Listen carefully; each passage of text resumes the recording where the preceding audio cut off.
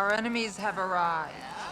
Welcome back to my dark corner of this sick world. At times, I mean, you know, you get Gizmo saying, well, I'm tired, I've had enough for the day, and that's it. On his first day shooting Gremlins 2, Christopher Lee is said to have apologised to director Joe Dante for appearing in Howling 2, Your Sister is a Werewolf. And I saw her sit upon a hairy beast. Although Dante may have considered that appearing in that film was punishment enough.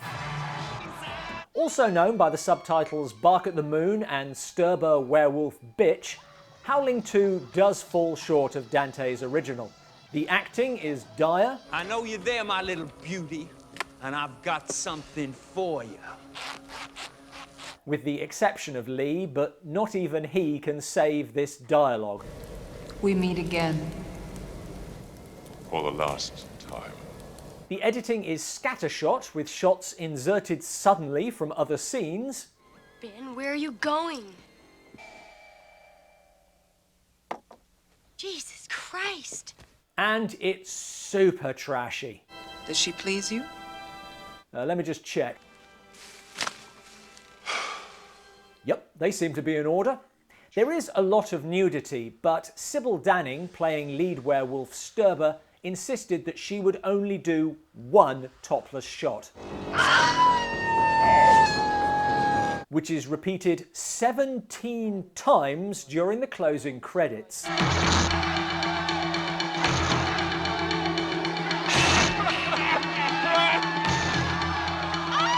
Which doesn't seem in the spirit of the agreement, and I can't help feeling that someone said to the costume designer, teach her a lesson. As thou burnest, so let the heart of Stefan burn, and great fiercely. The film introduces fetish elements we're more used to seeing in vampire films. As well as the werewolf threesome.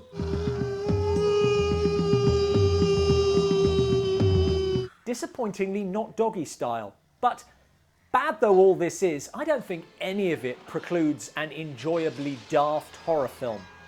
What ruins Howling 2 is the story and how it's told. What do you know about the death of Karen White? I know that she is a werewolf. Following the death of Karen, Christopher Lee's occult investigator, Stefan, makes contact with her friend Jenny and brother Ben. You said your sister is a werewolf. To convince them that Karen was a werewolf. And fortunately, he has video evidence.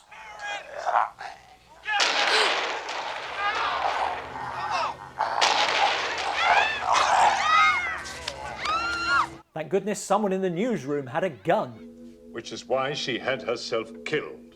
So she arranged to be killed and then added, and if you could do it while I'm reading the news, just so I can traumatise as many people as possible. Listen to him, Ben, he knows what he's talking about! With Karen at rest, Stefan sets out to deal with Stirba, with Jenny and Ben tagging along. I don't know what the hell we're doing here. You've got me, you're both terrible. Boo! Hi, honey. Though it's always nice to see Punch Rock Groin himself, Reb Brown. Despite some trouble along the way, they reach the village where they know Stirba is. So, what's the plan? I shall stay here with Vasila and wait. That'll show them. Well, there must be something else we can do besides just sit around and wait. Oh, yes, there is. A little patience. The distinction between that and waiting is a pretty fine one, but there is a reason. They need to find out where Stirba's lair is before they can move. Slight problem. She's in the big-ass castle on the hill with all the howling coming out of it.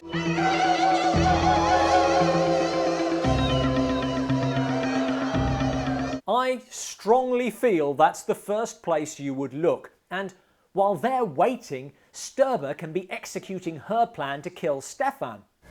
He is my brother. What a twist! How are you going to get him? We must lure him here where our powers are the greatest. You don't have to lure someone who is actively hunting you, and that's the thing.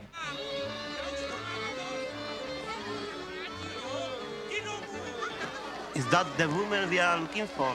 It is her and she is deadly, so be careful. both sides know where the other is, so this is a sort of Mexican standoff, except that rather than waiting to see who will make the first move, we're waiting to see who can remain needlessly inert the longest. I don't have any patience. Me neither. Until then, the characters are just marking time. The werewolves with orgies, and the good guys. We're here to hunt evil, but it would be stupid not to take in the festival. Now Ben decides to take action with Stefan's friend Vasily. They're blessed? Okay. There's been no mention of needing earplugs up to this point, but they are apparently necessary. What's wrong? Just put your fingers in your ears.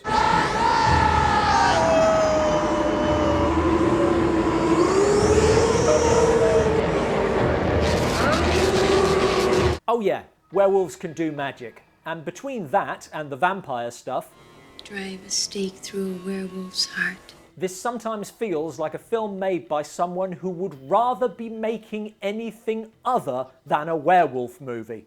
Funny, isn't it? While Ben is getting Vasily killed, Jenny has made a friend. Stay close. It is a long walk, and I wouldn't want you to get lost. Well, that doesn't sound suspicious. Wait a second, Tondo. It seems to me that this is the way to the village. It's now night. You've followed this man out into the woods for hours.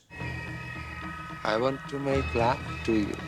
Jenny is captured, forcing Stefan's people to move. But are they ready?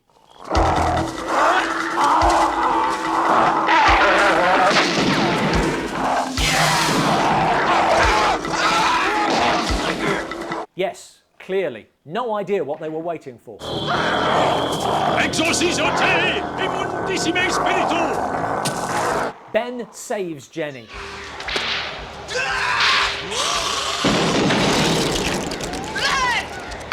Hey, you can just shoot them. This is easy.